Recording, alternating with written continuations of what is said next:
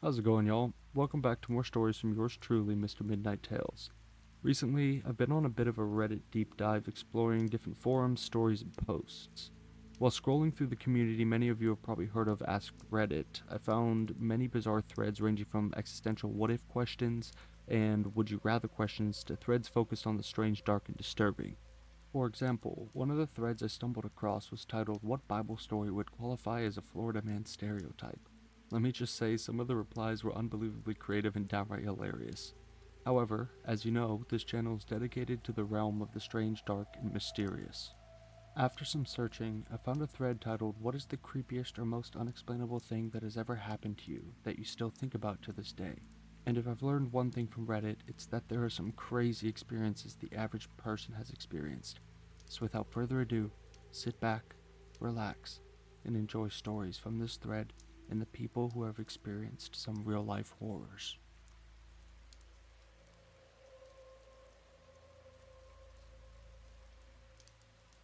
In college, I was roommates with my childhood friend for about 2 years. We were very trusting of each other to the point where we would go into each other's rooms freely and grab whatever we needed to borrow clothes, hairbrush, perfume, etc. No questions asked, just a knock if we were in the room to let each other know we were going in. Our rooms are across the hall from each other with the hall facing the kitchen. So from the kitchen, you could see down the hall where our rooms were. At the time, my friend had very long black hair and she was very fair-skinned. One day, I came home from work with my headphones in my ear whilst talking to my mom about my day. I go into the kitchen and grab a snack. From the kitchen, I see my best friend walk out of her room and go into mine, then leave my room and go back into hers. She looked like she had just gotten out of the shower. Her hair was soaking wet and she was wrapped in a white towel. Her long back hair I distinctly remember. Also, she made no eye contact with me, but I didn't think that it was weird. I didn't say anything to her since borrowing each other's stuff was normal. I'm still on the phone with my mom, so I didn't think much of it. I grab my snack, hang up with my mom, and go into my room to watch TV. I figured she was getting ready to go somewhere, and I'll talk with her later. About an hour passes, and I go to the kitchen to clean a plate I ate on. I see her in the kitchen making something to eat, and I tell her, "Hey, what did you grab from my room earlier? Did you find what you needed?" She looked at me as if I were crazy and said, "What are you talking about?" So I say, "Yeah, earlier when I got home, I saw you go into my room and grab something. Did you get what you needed?" Sorry I didn't say hi, I was on the phone with my mom. She asks me if I'm sure I saw her. I said yes, 100%. She then tells me to grab my phone and go to her car immediately because she needs to show me something. I had my phone on me and she grabbed her keys from the kitchen counter along with her purse and then dragged me out the front door and into her car. She then proceeded to tell me that she got home maybe 5 minutes before we started talking. She had spent the night with her boyfriends and hadn't been home all day, so she has no idea who I saw. I'll never forget the look on her face when she told me this. Complete fear and panic. She called the cops and they came along with my apartment manager. They checked the whole apartment and found no one. Nothing amiss, and they were in there a while checking every nook and cranny. The manager later got maintenance to change our locks and gave us new keys that day. My friend then told me that for a week she'd been hearing noises coming from her bathroom, like bottles moving, and when she went to check she would always find nothing. I have no idea who I saw going in and out of our rooms, but it looked exactly like my friend. Just to clarify, I don't drink or do drugs, no medication, nothing. This was in 2014 and I still freak out when I think about it. I wish I could have never had this moment happen to me.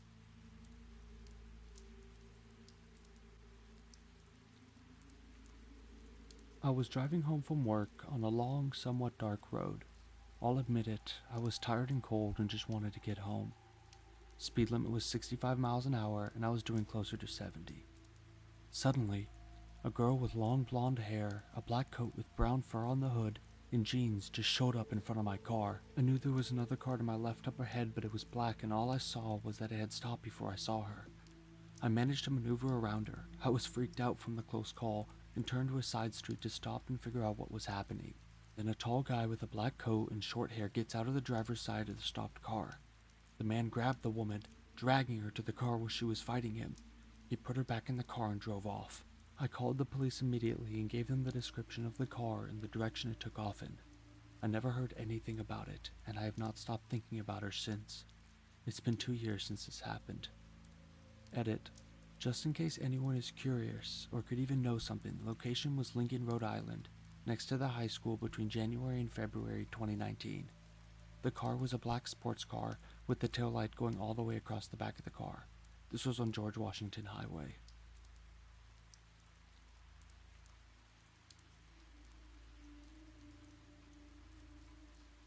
My girlfriend and I are in a long-distance relationship. We typically take turns traveling between each other's countries, which are Australia and Canada. Around 2 years ago, it was my turn to travel over to Australia to stay with her and her mom.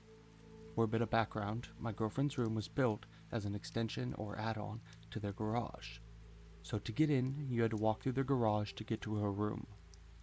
About a couple weeks into my trip over there, I woke up one night at around 1 in the morning, and the room was just glowing red. I looked up at the ceiling and I saw this black figure crawling on the ceiling. It moved in such an inhuman way, almost like it was breaking every one of its bones to move. I started screaming, which wakes up my girlfriend, and she looks up at the ceiling and starts to scream as well. I grabbed my pillow and whipped it at the figure. The next thing I know, everything went black, and I'm waking up a few hours later. My girlfriend is fast asleep, so I think it was just some sort of strange dream. At that point, I know I have to go to the bathroom. So I walk through the garage and try to quietly open the garage door to get into the main house. Previously, her mom had mentioned that she was getting annoyed with us staying up late at night and going through the garage door to use the bathroom. Since her mom's room was down the garage door hallway, each time we would open the door, it would click loudly and wake her up. So there I am, standing at the garage door trying to open it as quietly as possible. I turn the handle and the door clicks loudly as I push it open.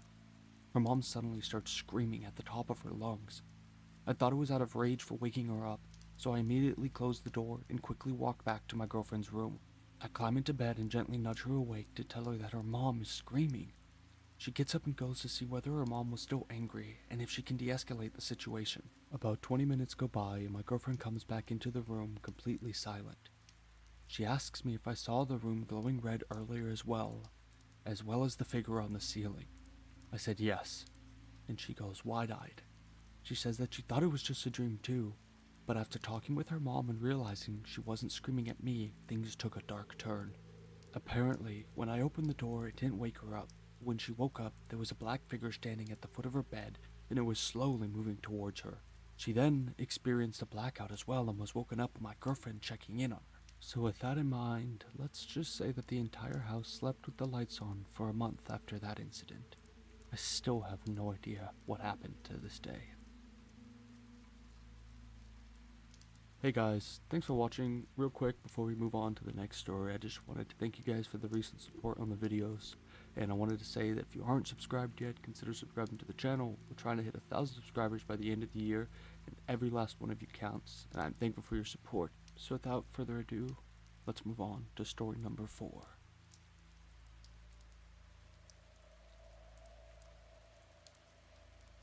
A friend and I from high school used to go to this old country road and smoke a joint on a big hill facing a large old brick house across the street that sat alone in a large field. The face of the house had 2 rows of 6 windows, each facing the road. One night, we were chilling on said hill and looking out at the house as the sun was going down, when all of a sudden, a light turned on in one of the windows and then shut off. Then another random window lit up, then shut off. It kept going, faster and faster. A window would light up and shut off, and then another would turn on and shut off. It kept happening for about a minute and eventually was doing it so quickly it couldn't have possibly been a person going room to room or even a person with multiple switches at one time. After about a minute of speeding up to random flashes, it stopped. It simply didn't make sense. We both saw it and talked about it many times afterward. The only thing we can figure is the homeowner had some kind of automatic lighting system hooked up to all the rooms and was messing with us. Other than that, your guess on an explanation would be as good as mine. I have no idea what caused this to this day.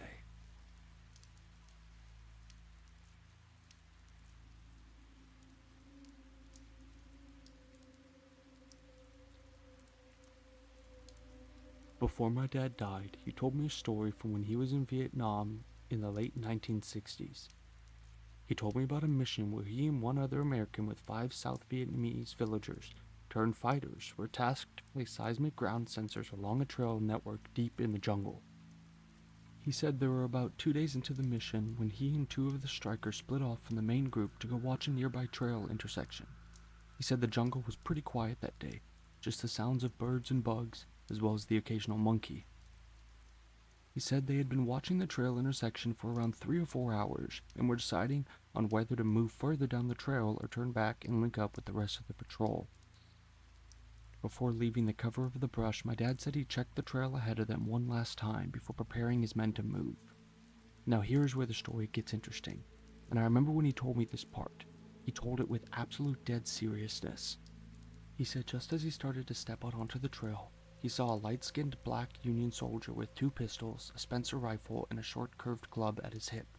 As my dad was trying to process what he was seeing, the soldier looked directly at him and smiled. Then the soldier slowly placed a finger up to his lips as if to tell him to be silent before motioning my dad back off the trail. My dad signaled for his men to remain hidden, and he recalled that as he slipped back onto the side of the jungle he was on, the Union soldier did the same on the other side of the trail. Less than 10 seconds later, he said the lead element of a group of North Vietnamese army soldiers walked right through the trail intersection some 30 feet away. If you don't know, the North Vietnamese army soldiers were the group we were fighting during this whole brutal war. My dad estimated that the group comprised some 70 or 80 soldiers, equipped with automatic rifles, light machine guns, and rocket-propelled grenade launchers. He has no doubt that his entire team would have been wiped away out on the spot. He said as soon as the enemy soldiers had passed, he and his team ran out of there as fast and as quietly as they could before rejoining with the rest of the patrol. He reported the enemy soldiers his team had encountered, but decided not to say anything about the soldier he had seen. My dad kept this secret for many years, only telling me just before he passed, and earlier had only told his grandmother on her deathbed in the late 1970s. He said when he told his grandmother, she smiled and without opening her eyes told him, "You saw old Red Tom." Red Tom was my great-grandfather. He was half black / half Creek man and was a free man acting as a scout for the Union Army during the Civil War. He also later served with the U.S. Cavalry in the American West. He was known for carrying 2 pistols, a Spencer rifle, and a Creek war club into battle. Again, I hope you guys enjoyed watching this video. Thank you for sticking around to the end. If you would like to support me, hitting that subscribe button would be great. I appreciate all of the support recently, and be ready for the next stories that will be coming to you soon.